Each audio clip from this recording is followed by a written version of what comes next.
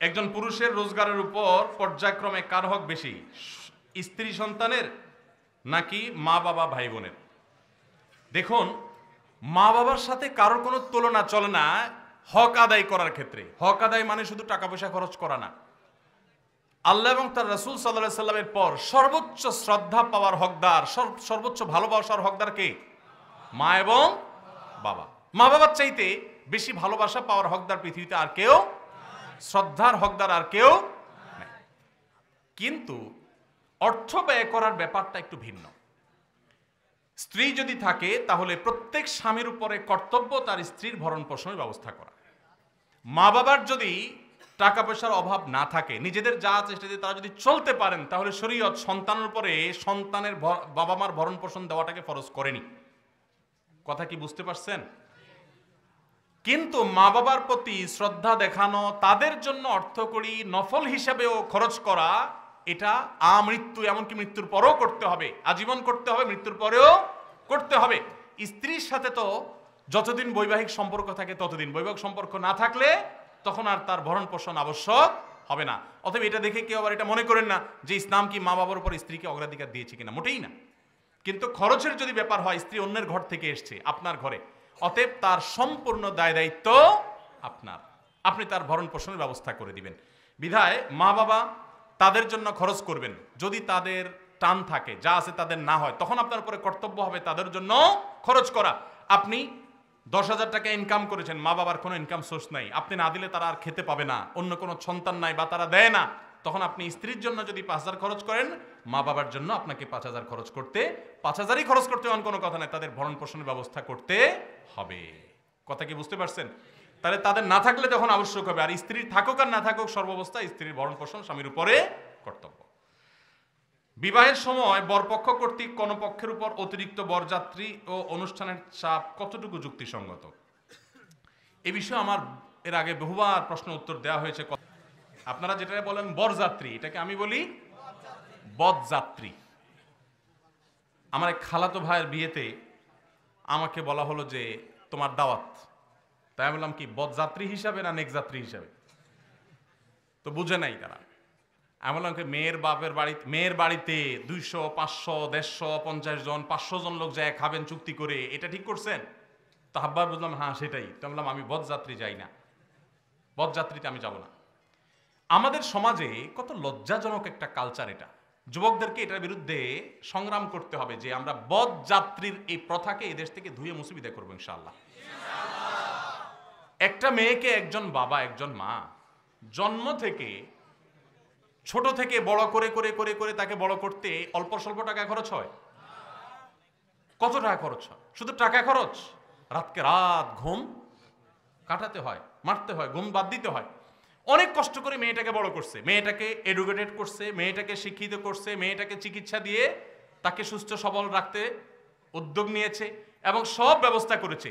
Ready হওয়ার পর আপনি এবার রেডিমেড বউটা আস্তে করে বাড়িতে নিয়ে চলে যাচ্ছেন। কি বলেন?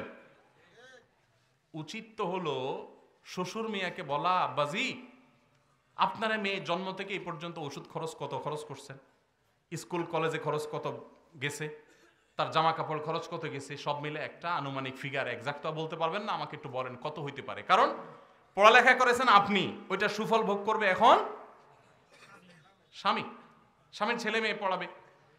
সুস্থ সবল রাখার জন্য ট্রিটমেন্ট, খাওয়া দাওয়া সবকিছুর ব্যবস্থা করেছে বাপ মা, আর এখন সুস্থ সবল হয়ে বিয়ের পরে সার্ভিস দিবে কোথায়? তাহলে এখন এই জামাইয়ের তো উচিত শ্বশুরকে বলা, আব্বাজি এই পর্যন্ত যত খরচ হয়েছে একটু বলেন, আমি হিসেব করে এগুলো সব আপনাকে দিতে চাই। আর যদি না দিতে পারি তো ওই যে মূসা আলাইহিস সালাম যেরকম শোয়েব আলাইহিস সালামের বাড়িতে 10 বছর কাজ করে মোহরের টাকা পরিশোধ করছেন, এই জামার উচিত 10 বছর না, এখন 20 বছর থাকা। কারণ সে যুগে ছেলে মেয়ে মানুষ করতে যত কষ্ট হতো, এখন তার চাইতে বেশি। বেহায়া স্বামীটা শ্বশুরের টাকা দেওয়া তো দূরের কথা, উল্টা যায় আর তার কাছ থেকে যৌতুক আদায় করে। আর এই বরযাত্রার যে যৌতুক, এটাকে মানুষ যৌতুক মনে করে না।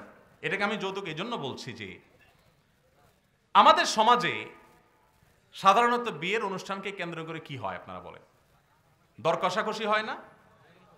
দর কষাকষি হয়। আমাদের কতজন আসবে আপনাদের ব্যয়সাব? তো বলে যে আমাদের লোক বেশি নাই, 200 লোক যাবে। বলে ব্যয়সাব একটু কমানো যায় না?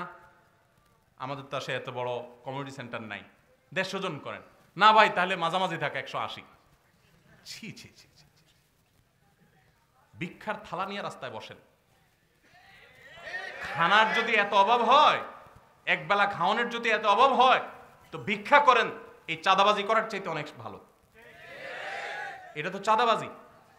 বিয়ের অনুষ্ঠানে আরেকটা হয় বড় ডাকাতি, সেটা হলো চেয়ার টেবিল নিয়ে খাতা কলম নিয়ে উপহার নেওয়া।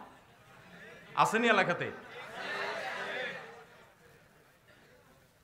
ডাকাত আর এদের সাথে পার্থক্য হলো, ডাকাত একটা পিস্তল বা ছুরি নিয়ে ডাকাতি করে, এরা খাতা কলম আর টেবিল চেয়ার নিয়ে ডাকাতি করে। হোটেলে খাইলেও তো মানুষ অনেক হোটেলে খাওয়া দাওয়া শেষে যাওয়ার সময় এবার বলে কত হয়েছে, এত হয়েছে। আর এখানে আগে ঢুকার সময় কি আনছেন দিয়ে তারপর ঢুকেন। ছি ছি ছি ছি। যদি আপনি বলেন এটা উপহার হাদিয়া, তো চাঁদাবাজি কোনটা হবে? উপহার হাদিয়া কি এভাবে গেইটে একদম আপনি খাতা কলম নিয়ে একজন একজন করে জমা নিয়ে নিয়ে তারপর ঢুকাবেন? বহু মানুষ আছে বিয়ের দাওয়াত, আকিকার দাওয়াত পাইলে মনে কষ্ট পায়, আছে না? কারণ খাবে না 1000 টাকা, নিয়ে যেতে হবে 5000 টাকার হাদিয়া। এই অনাচারগুলো আমাদের বন্ধ করতে হবে। হ্যাঁ, কোন মেয়ের বাবা, বেশিরভাগ মেয়ে বাবাই কিছু মেহমানদারি তো করতেই পারে না, চুক্তি করে যে 200, 150, 250, 300, 500 মানুষ খাওয়ায়। সবচেয়ে বড় কথা হলো, আমার আব্বাজান রহমতুল্লাহ আলাইহি বলতেন, বিয়ের সময় ব্যয়ের সাথে সম্পর্ক হয়ে যায়।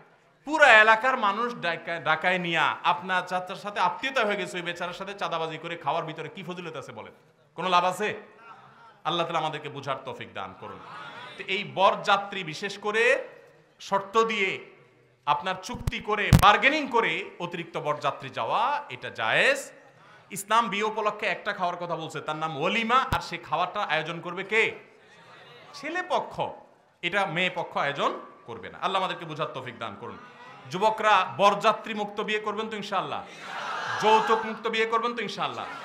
অনেক সুশীলরা এদেশে আলেমদের অবদান খুঁজে পায় না। আমি বলি, এই দেশ থেকে যৌতুকের নাম নিশানা ধুয়ে মুছে সমাজ থেকে বিদায় করার মূল অবদান এদেশে আলেম ওলামাদের। যৌতুকের এই বিষাক্ত ছোবল থেকে এই দেশ থেকে মুক্ত করেছে সবচেয়ে বেশি কারা? ওলামা একরাম।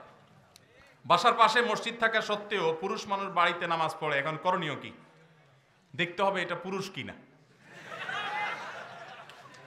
কারণ পুরুষ হইয়া যদি বাড়িতে নামাজ পড়ে মসজিদে না যায়, তাহলে তার পুরুষত্ব নিয়ে সন্দেহ করার সুযোগ আছে। আমি আর ওই শব্দ উচ্চারণ করলাম না যেটা আপনারা করতে চাচ্ছেন, না, ওই শব্দের মার্কেটিং আমরা করব না। আমার যাই হোক, যেটা বলছি যে একটা হাদিস আছে যেটা সনদি মুহাদ্দিসরা কেউ আপত্তি করেছেন, যদিও লা সালাত আলি জারিল মসজিদি ইল্লা ফিল মসজিদ, মসজিদের আওয়াজ শোনা যায় সেটা পর্যন্ত মসজিদের প্রতিবেশী বলা হয়। তার জন্য মসজিদে এসে নামাজ না পড়লে, বাসায় নামাজ পড়লে তার নামাজ হবে না, মানে পূর্ণাঙ্গতা পাবে না। এটা না তামাম থাকবে, অপূর্ণাঙ্গ থাকবে। সমস্ত ওলামায়ে কেরামই প্রায় ওয়াজিব যে জামাতের সাথে একমত, যে জামাতের সাথে পুরুষ মানুষের জন্য হাজির হয়ে নামাজ পড়া ওয়াজিব। সলাতুল জামাআতে তাফদুলু সালাতাল ফজর বি 27 একাকী নামাজ পড়ার চাইতে জামাতে নামাজ পড়লে কত গুণ সওয়াব বেশি হয় জানেন? 27 গুণ। 1 টাকায় 27 টাকা পাইলে জীবনে আপনারা কেউ 1 টাকার অফার নিতে দেখবেন? কিন্তু নামাজের ক্ষেত্রে আমরা সেটা বুঝি না। আল্লাহ আমাদেরকে বুঝার তৌফিক দান করুন।